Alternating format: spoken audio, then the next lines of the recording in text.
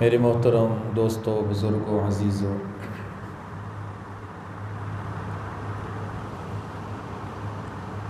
جو چیز جتنی بڑی ہوتی ہے اس کی طرف جتنی چیزوں کی نسبت ہوتی ہے وہ نسبت کی وجہ سے وہ بھی بڑی ہو جاتی ہے۔ سب سے بڑے اللہ ہیں۔ دن میں ہم کتنی بار اپنی زبان سے اس کا اقرار کرتے ہیں اور دل سے گواہی دیتے ہیں، کتنی بار ہم سے یہ کلمہ کہلوایا جاتا ہے، اللہ اکبر، اللہ اکبر۔ دل کے اندر یہ بات اترے کہ اللہ سب سے بڑے ہے، کوئی بڑا نہیں ہے، کوئی تجارت بڑی نہیں ہے، کوئی عہدہ بڑا نہیں ہے، کوئی منصب بڑا نہیں ہے، کوئی مکان بڑا نہیں ہے، کوئی مال و دولت بڑے نہیں ہیں، بڑے اللہ ہیں۔ اللہ سب سے بڑے ہیں۔ اب جس چیز کی نسبت اللہ پاک کے ساتھ ہوگی وہ بھی بڑی ہے۔ اللہ کا ادب اور احترام بہت ضروری ہے، فرض ہے۔ اب جن چیزوں کی نسبت رب تعالیٰ کے ساتھ ہوگی ان چیزوں کا ادب اور احترام بھی ضروری ہے۔ ان چیزوں کا ادب اور احترام ہمیں قرآن نے بتایا ہے، ہمیں آپ صلی اللہ علیہ وسلم کی تعلیمات نے بتایا، اس لیے کہ اللہ بڑے ہیں، اللہ سے نسبت رکھنے والی چیزیں بھی بڑی ہیں۔ اب اللہ کا ذکر ہے، قرآن کہتا ہے وَلَذِكْرُ اللَّهِ أَكْبَرُ، اللہ کی یاد بہت بڑی ہے۔ اللہ اگر بڑے ہیں، اللہ کو یاد کرنا بھی بہت بڑا ہے، اللہ کا ذکر بھی بہت بڑا ہے، اللہ اللہ کہنا بھی بڑی چیز ہے۔ موسیٰ علیہ السلام نے بارگاہ الہی میں دعا کی، اللہ پاک میں چاہتا ہوں کہ آپ میرے پاس ہوں، مجھے کوئی ایسا عمل بتائیں وہ عمل کروں، آپ میرے پاس۔ اللہ سے عشق تھا، اللہ سے محبت تھی۔ ویسے ہی انبیاء جو عاشق ہوتے ہیں وہ اللہ سے باتیں کرتے ہیں۔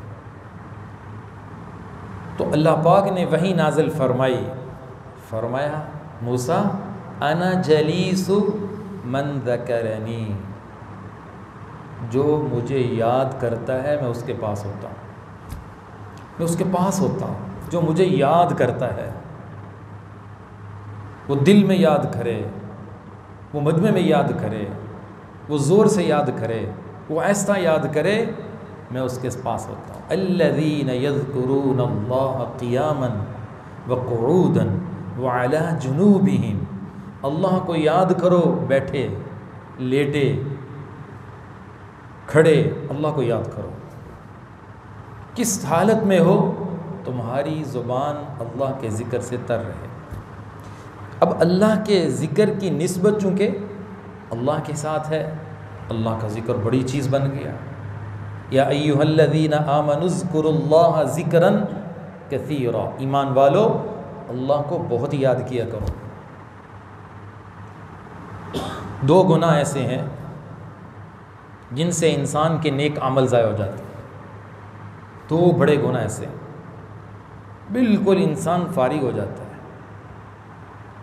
ایک اللہ کی ذات کے ساتھ شرک کرنا، مسلمان تھا، کلمہ گو تھا، ایمان کے تقاضوں پہ عمل کر رہا تھا، مشرک بن گیا، مرتد ہو گیا، اسلام سے پھر گیا، قادیانی ہو گیا، شیعہ ہو گیا، ختم نبوت کا انکار کر دیا، صحابہ کا انکار کر دیا، قرآن کا انکار کر دیا، اسلام سے نکل کر کفر میں چلا گیا۔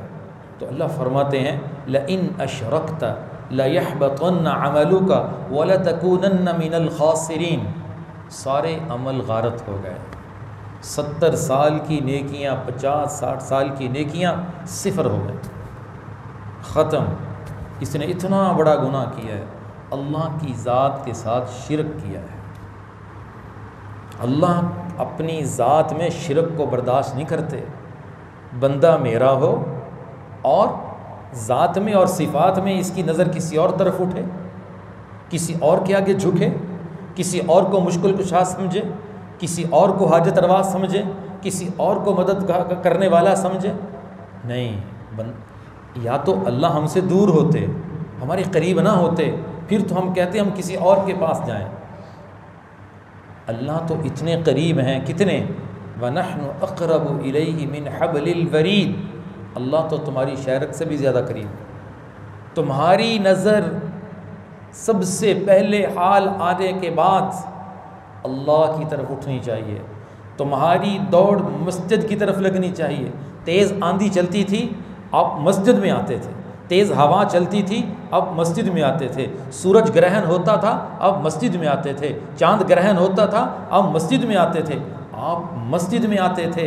امت کو بتایا جب بھی کوئی حال آئے تمہاری نظر، تمہاری دوڑ مسجد میں جانی ہونی چاہیے اور مسجد میں جا کر اللہ کے سامنے ہاتھ اٹھانے چاہیے. جب تک یہ حالات رہتے تھے آپ اللہ کی طرف رجوع رکھتے تھے. تو اللہ کو یہ گناہ، یہ جرم بہت مبغوض ہے. ہر گناہ معاف ہو سکتا ہے، مشرک کا شرک معاف نہیں ہو سکتا. ان اللہ لا یغفر ان یشرک بہ ویغفر ما دون ذلک. نظریہ مضبوط ہو، عقیدہ مضبوط ہو کہ کائنات میں اللہ کے امر کے بغیر کوئی پتا بھی حرکت نہیں کر سکتا. یقین مضبوط ہو تو ایسے لوگ فتنہ دجال کا شکار نہیں ہوں گے.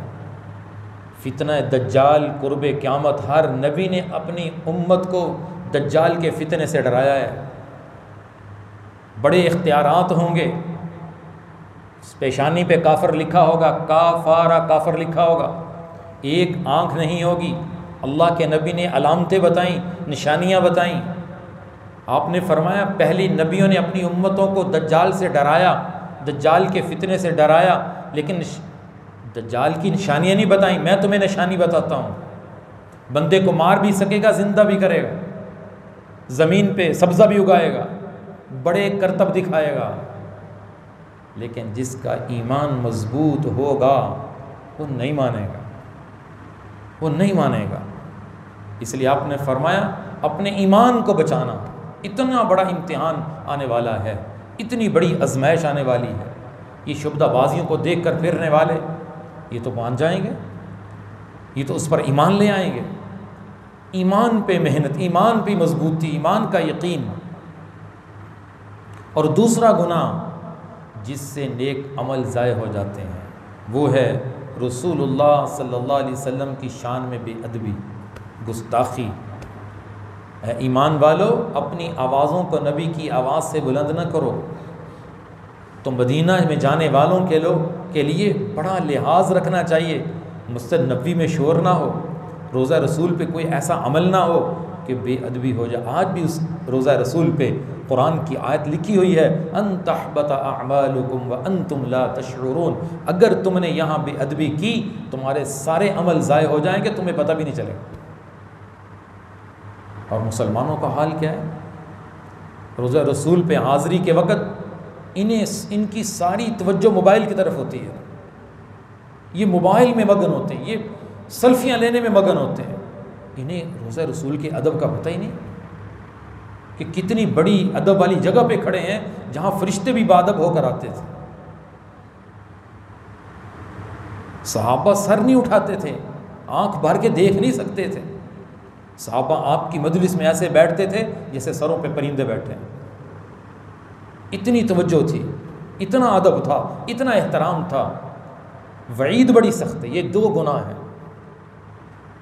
ادب بہت بڑا عمل ہے، ادب بہت بڑی چیز ہے. یہ انسان کو بلند کرتی ہے. جس چیز کی نسبت بھی اللہ کے ساتھ ہے، ایمان والوں پہ فرض ہے وہ ادب کریں، وہ احترام کریں. الدین کلہ ادب. دین سارا کا سارا ادب کا نام. بشرافی رحمۃ اللہ علیہ بڑے اللہ والے گزرے ہیں. امام احمد بن حنبل ان کی مجلس میں جایا کرتے تھے. اتنی بڑی شخصیت تھے. اور امام احمد بن حنبل کوئی معمولی انسان نہیں تھا. وہ شخص تھا، وقت کا امام تھا، جسے 99 مرتبہ خواب میں اللہ کی زیارت نصیب ہوئی، اللہ پاک کی زیارت نصیب. بڑا امام، بڑا منصب، بڑا مقام، بڑی عزت. امام احمد بن حنبل ان کی مجلس میں جانے کو سعادت سمجھتے تھے، اتنی بڑی شخصیت تھی. تو ان کی زندگی کے متعلق لکھا ہے کہ ان کی پہلی زندگی بڑی خراب تھی. انسان جب توبہ طائب ہو جاتا ہے، اپنی اصلاح کر لیتا ہے، پھر اللہ کے قرب کے مقام کی محنت کرتا ہے، اللہ مقامات نصیب فرماتے ہیں. مخلوق کے ذہنوں سے اس کا ماضی نکل جاتا ہے. جب انسان نیک بن جاتا ہے، اللہ مخلوق کے قلوب میں اس کی محبت کو پیدا کر دیتے ہیں. تو راستے میں جا رہے ہیں، شرابی تھے، شراب پیتے تھے، نشے میں رہتے تھے. رستے میں جاتے وقت ایک کاغذ کے ٹکڑے پہ اللہ کا نام لکھا ہوا تھا. رکے اور اٹھایا، بوسہ لیا، صاف کیا اور کھایا، منہ میں ڈالا، چبایا اور کھا لیا. کسے کہاں رکھوں؟ یعنی اس وقت اللہ کے نام کا ادب اور احترام اتنا تھا. تو اللہ پاک کی رحمت نازل ہوئی. سوئے اور خواب میں آواز آئی، اللہ تیرے اوپر حکمت کے دروازے کھول دے. وقت کے بڑے امام تھے، بڑے صوفی تھے، حضرت جنید بغدادی رحمۃ اللہ علیہ، روحانی سلاسل کے ایک سلسلے میں بڑے شیخ ہیں. انہیں الہام ہوا. نیک لوگوں کے دلوں میں الہام ہوتا ہے، وہی نبیوں پہ آتی ہے. دل میں بار بار خیال آ رہا ہے کہ شراب خانے میں جاؤ. جنید بغدادی رحمۃ اللہ علیہ بڑے پریشان رہے چند دن کہ میرے دل میں یہ خیال کیوں آ رہا ہے. پھر سمجھ گئے کوئی بات ہے، کوئی اشارہ ہے. وہاں پہنچے، وہاں حضرت بشر حافی رحمۃ اللہ علیہ پڑے ہوئے تھے. اشارہ تھا کہ اسے توبہ کرواؤ. نیک لوگوں کی برکت سے کتنے لوگ توبہ طائب ہو کر دنیا سے چلے گئے. حضرت حکیم الامت مجدد ملت مولانا اشرف علی تھانوی رحمۃ اللہ علیہ کو کسی نے لکھا کہ حضرت اللہ والوں کے پاس نئے لوگوں کی صحبت میں آتا جاتا ہوگا، اب مجھے پتہ نہیں ہے، مجھے تو نظر نہیں آ رہا مجھے فائدہ بھی ہو رہا ہے یا نہیں ہو رہا، ہمیں منزل ملے گی یا نہیں ملے گی. حضرت نے فرمایا دیکھو بھائی، آپ نیک لوگوں سے تعلق رکھتے ہیں، آپ کا آنا جانا ان کے پاس ہے. اگر تم کاملین میں نہ اٹھائے گئے، قیامت کے دن تم تائبین میں ضرور اٹھا جاؤ گے، تم توبہ کرنے والوں میں کھڑے کیے جاؤ گے. اس لیے کہ جس کا نیک لوگوں کے پاس آنا جانا لگا رہتا ہے، وہ کامل نہ بھی بنے، وہ تائبین میں سے تائب ہو جاتا ہے، اسے توبہ کی توفیق مل جاتی ہے. حضرت بشر حافی رحمۃ اللہ علیہ کو حضرت جنید بغدادی رحمۃ اللہ علیہ نے توبہ کروائی. اتنی محنت ہوئی کہ اللہ نے کیسا مقام نصیب فرمایا. امام احمد بن حنبل ان کی مجلس میں جایا کرتے تھے. شاگردوں نے کہا حضرت آپ بڑے عالم ہیں، بڑے امام ہیں، وہ ایک صوفی ہے، آپ وہاں کیا لینے جاتے ہیں؟ آپ کے پاس تو اتنا علم ہے. حضرت امام احمد بن حنبل رحمۃ اللہ علیہ نے فرمایا بات یہ ہے، میں کتاب اللہ کا عالم ہوں، وہ اللہ کی محبت کا عالم ہے، اللہ کی معرفت کا عالم ہے، میں اس لیے جاتا ہوں. میں عرض کر رہا تھا جس چیز کی نسبت اللہ کے ساتھ ہو جاتی ہے، اللہ کی طرف ہو جاتی ہے، وہ چیز بھی معزز بن جاتی ہے. اب قرآن کتنی اونچی چیز ہے. اب قرآن کی نسبت کس کے ساتھ ہے؟ کس کا کلام ہے؟ اللہ کا کلام. ہم قرآن سے محبت کرتے ہیں، قرآن کو سینے سے لگاتے ہیں، قرآن کو آنکھوں پہ لگاتے ہیں، قرآن کو بوسہ دیتے ہیں، قرآن کی تلاوت کرتے ہیں. قرآن کو دیکھنا بھی ثواب ہے، قرآن کو دیکھنا بھی ثواب ہے، بیت اللہ کو دیکھنا بھی ثواب ہے، رسول اللہ صلی اللہ علیہ وسلم کو دیکھنا بھی ثواب ہے، والدین کی زیارت بھی ثواب ہے. صرف دیکھنا، کچھ نہ کرو، صرف دیکھو، ان آنکھوں سے دیکھو. بیت اللہ کی زیارت کر رہا ہے، کچھ نہیں کر رہا، کوئی تسبیح نہیں پڑھ رہا، نیکیاں مل رہی ہیں. اور اہل علم کی زیارت آپ نے فرمایا جس نے ایک عالم بعمل کی زیارت کی گویا اس نے میری زیارت کی۔ اب ان ساری چیزوں کی نسبت کس طرف ہے؟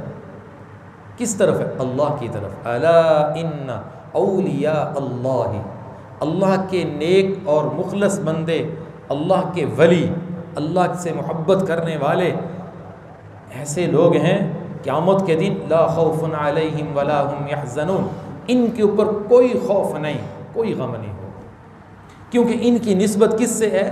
اللہ سے ہے۔ ان کی زیارت کو اللہ نے ثواب بنا دیا ہے، قرآن کی زیارت کو ثواب بنا دیا ہے، رسول اللہ صلی اللہ علیہ وسلم کی زیارت کو ثواب کیا بنایا؟ اللہ نے ایمان کی حالت میں کوئی زیارت کر لے اسے صحابی کا شرف مل جاتا۔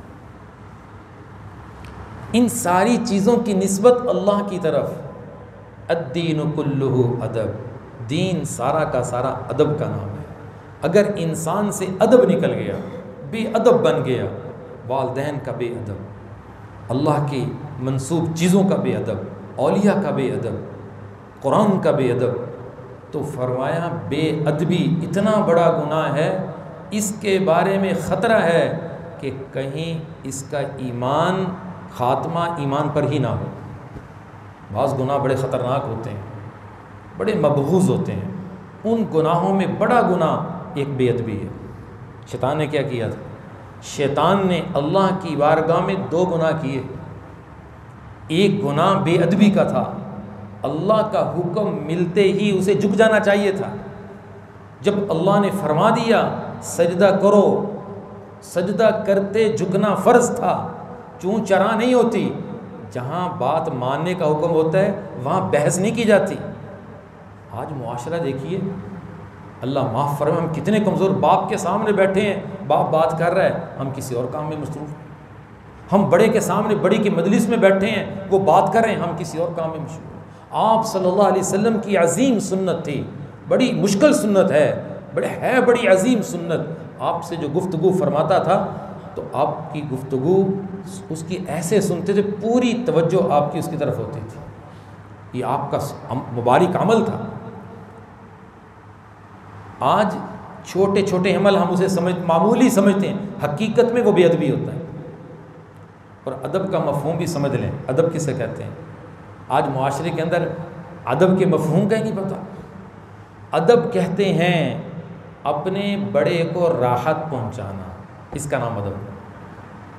ہم نے کوئی اور مفہوم ذہن میں سوچا ہوا، ہم اپنی چاہت پہ عمل کرنا چاہتے ہیں، لیکن قرآن جو ہمیں پیغام دے رہا ہے، آپ کی جو تعلیمات ہمیں پیغام دے رہی ہے وہ یہ ہے کہ بڑے کو راحت پہنچانا۔ جس کا تم ادب کرنا چاہتے ہو ایسا فعل کرو، ایسا کام کرو اسے راحت پہنچے۔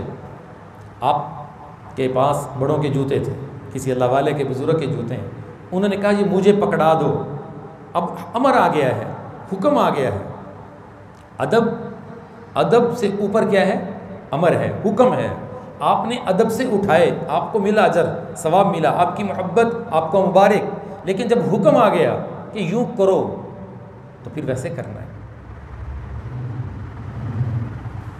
شیخ الاسلام صاحب حضرت مفتی تقی عثمانی صاحب دامت برکاتہم العالیہ فرماتے ہیں، میرے والد صاحب جب بیمار تھے تو لوگ ان کے جو مریدین تھے ان کے پاس آیا کرتے تھے۔ مسجد کی مجلس ختم ہو گئی تھی، جس کمرے میں ان کا قیام تھا وہی لوگ آ جاتے تھے، حضرت لیٹے ہوتے تھے۔ کہنے لگے ایک مرتبہ میں آپ کے کمرے میں داخل ہوا تو لوگ کافی بیٹھے تھے اور کمرہ بھرا ہوا تھا، تو مجھے انہوں نے دیکھا تو مجھے کہتے میرے قریب آ جاؤ۔ اب میں ہچکچا رہا تھا کہ اتنے لوگ بیٹھے ہیں، ان کو کیسے چیرتا ہوا کاٹتا ہوا کیسے پہنچوں؟ تو میں جب نہیں گیا، سمجھ گئے، پھر میں نے دوسری مرتبہ انہوں نے مجھے کہا کہ تم آ جاؤ، تمہیں ایک واقعہ سناتا ہوں، ایک قصہ سناتا ہوں۔ اصل میں بتانا یہ چاہتے تھے کہ جو حکم ہے اسے پورا کرنا چاہیے، اور بعض دفعہ ایسا ہوتا ہے کہ کسی انسان میں کسی اعتبار سے کوئی فوقیت ہوتی ہے، اس کی نسبت اونچی ہوتی ہے، اس نسبت کا لحاظ کرتے اسے آگے بلایا جاتا ہے۔ اب یہ کوئی یہ نہ کہے کہ شاید یہ ناانصافی کر رہے ہیں۔ آپ صلی اللہ علیہ وسلم کا خود فرمان ہے کہ تمہارے پاس قوم کا سردار آ جائے تو اسے عزت دو، اسے عزت دو۔ جب تمہارے پاس قوم کا سردار آ جائے، یہاں تک فرمایا قوم کا سردار ہو، غیر مسلم کیوں نہ ہو، اسے بھی عزت دو۔ وہ اپنی قوم کا سردار ہے، قوم اسے معزز سمجھتی ہے، اگر تمہارے پاس آیا ہے تم نے اسے عزت دینی ہے۔ اس طرح ہم نے اپنے بڑوں کی مجالس میں دیکھا کہ علماء آئے، کہ کوئی نسبت والے لوگ آئے، وہ انہیں آگے بلاتے ہیں، باقاعدہ اعلان کرتے ہیں۔ اصل میں وہ اس حدیث پہ عمل ہو رہا ہوتا ہے۔ آپ نے فرمایا ہر ایک کو اس کے مرتبے کے مطابق اتارو، ہر ایک کو اس کے مرتبے کے مطابق اتارو۔ کوئی یہ نہ سمجھے کہ یہ تو بے ادبی ہے، یہ ناانصافی ہے کہ ہمارا ادب ہی نہیں کیا، ہم پہلے سے آئے ہوئے ہیں۔ نہیں، اس میں ایک بات فضیلت کی ہے۔ تو حضرت شیخ الاسلام صاحب فرماتے ہیں، تو میں اب والد صاحب کے پاس گیا، انہوں نے مجھے بتایا، کہنے لگے کہ اسی طرح کا معاملہ میرے ساتھ بھی ہوا تھا کہ میں مجلس میں پہنچا، حضرت تھانوی رحمۃ اللہ علیہ کی لوگ بیٹھے ہوئے تھے، جگہ نہیں تھی، میں پیچھے ہی بیٹھنے لگا تو حضرت تھانوی نے مجھے بلایا، میں نے بھی ہچکچاہٹ محسوس کی، پھر حضرت نے دوسری مرتبہ مجھے بلایا تو میں دوسری مرتبہ بلانے پہ قریب چلا گیا۔ حضرت نے بھی مجھے فرمایا کہ قریب آ، میں تجھے ایک واقعہ سناؤں۔ پھر حضرت نے جو مجھے واقعہ سنایا وہ یہ تھا کہ مغلیہ خاندان بہت دیر بادشاہ رہا ہے، تو ان کا جب بڑا بادشاہ فوت ہو گیا تھا تو اس کے دو بیٹے تھے، ایک کا نام عالمگیر تھا، ایک کا نام کوئی اور تھا۔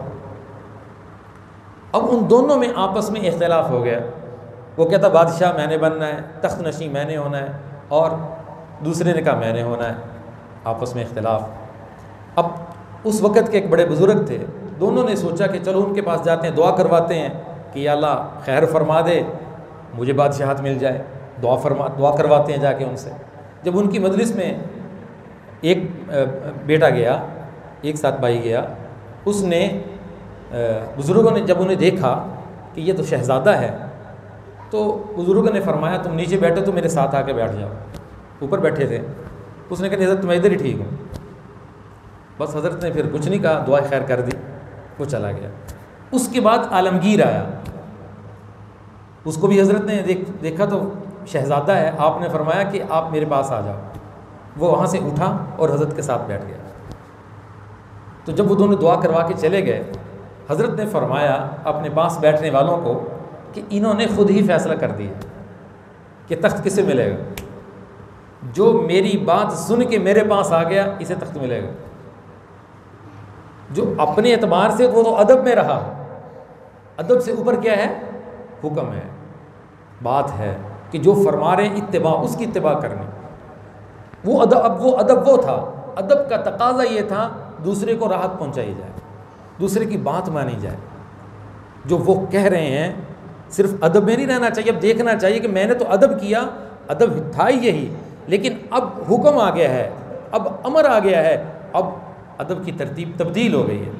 تو فرمایا دونوں نے فیصلہ کر لیا اور عالمگیر بادشاہ بنا، تخت اسے ملا۔ تو میں عرض کر رہا تھا ہمیں ادب کے مفہوم کو سمجھنا چاہیے۔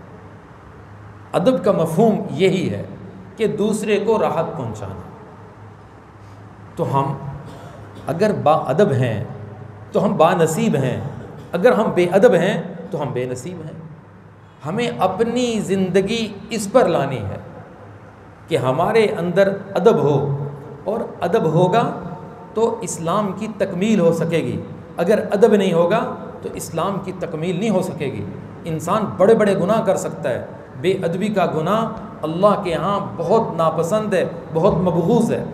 اب والدین کی بے ادبی کتنا بڑا گناہ، بڑوں کی بے ادبی۔ اللہ کے نبی نے فرمایا من عاد لی ولیا فقد آذنتہ بالحرب، جس نے کسی اللہ کے نیک بندے سے دشمنی کی، اللہ کا اس کے خلاف اعلان جنگ ہے، اللہ کا اس کے خلاف اعلان جنگ۔ کتنے واقعات تاریخ میں ہیں جنہوں نے بڑوں کی بے ادبی کی، دنیا سے جاتے ہوئے ان کا خاتمہ ایمان پر نہیں ہوا۔ خود شیخ التفسیر امام الاولیاء حضرت مولانا احمد علی لاہوری رحمۃ اللہ علیہ فرمایا کرتے تھے جن کی روحانی طاقت اتنی تھی وہ انہیں قبروں کا کشف بھی حاصل تھا۔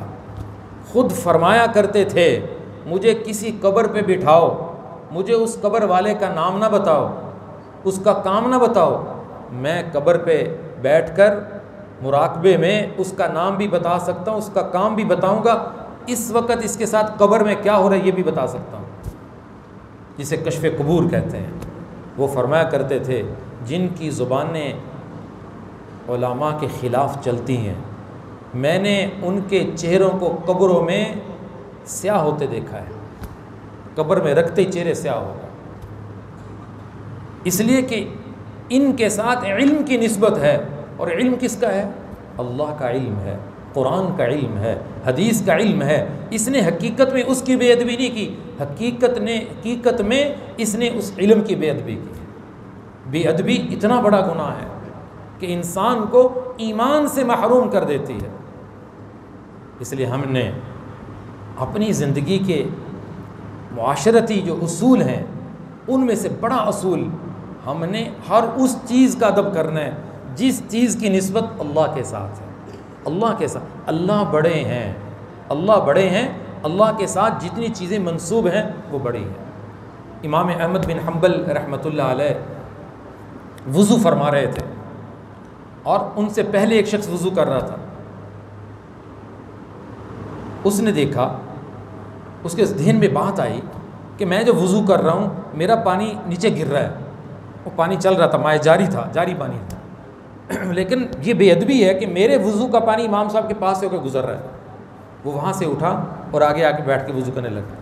صرف ادب کیا تو لکھا ہے اللہ نے اسی عمل کو اس کی بخشش کا ذریعہ بنا دیا کہ تو نے ادب کیا ہے۔ ایک میری نسبت سے کہ یہ کون ہے، یہ اللہ کا علم رکھتے ہیں، میری نسبت سے یہ تو بڑی نسبت تھی۔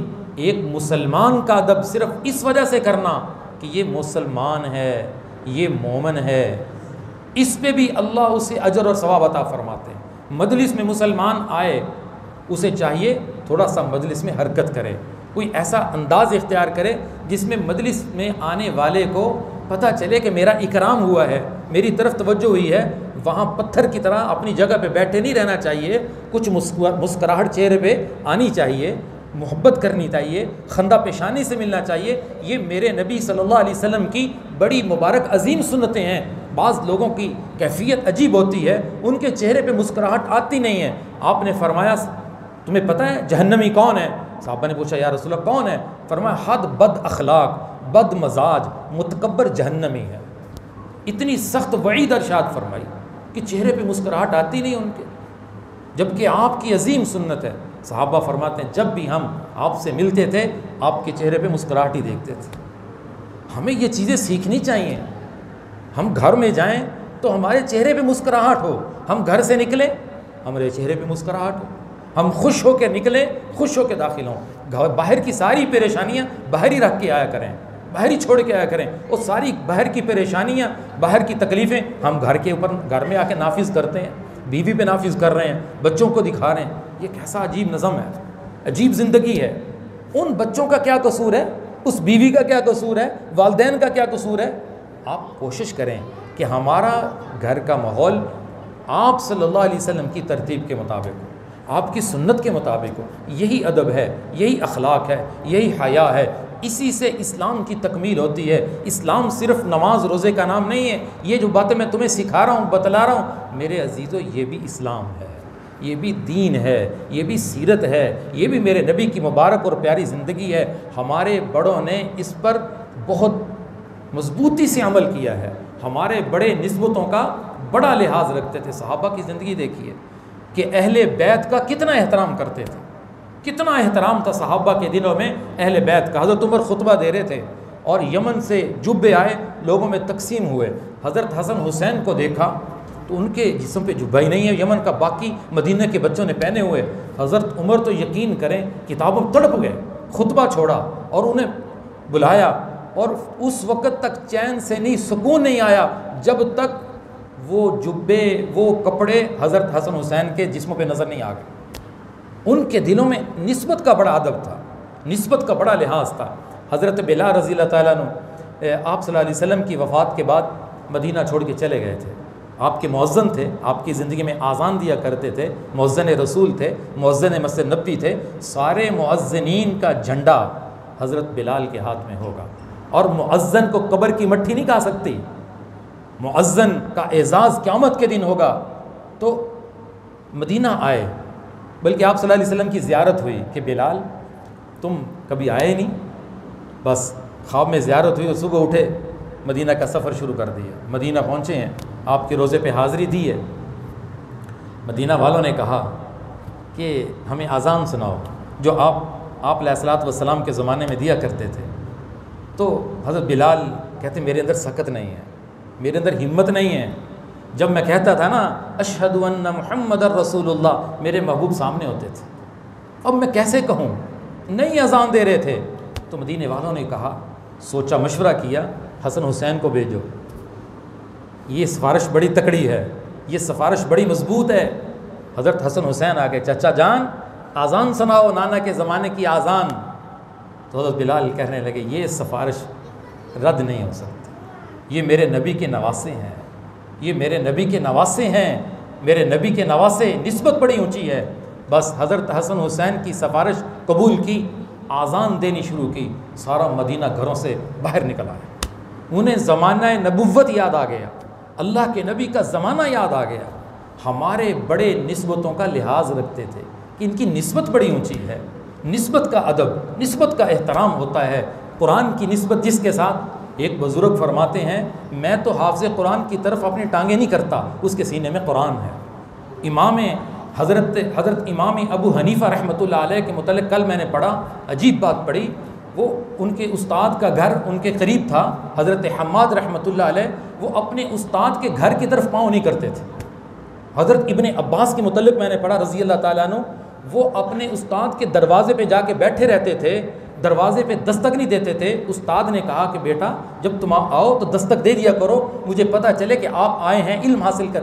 انہیں کہا یا استاد میں ادب کر رہا ہوں کہ میری وجہ سے آپ کو تکلیف نہ پہنچے، میری وجہ سے آپ کو تکلیف نہ پہنچے، آپ جب آرام سے فارغ ہو جائیں گے تو آپ باہر آئیں گے، میں مسئلہ پوچھ لیا کروں گا، میں علم حاصل کر لیا کروں گا۔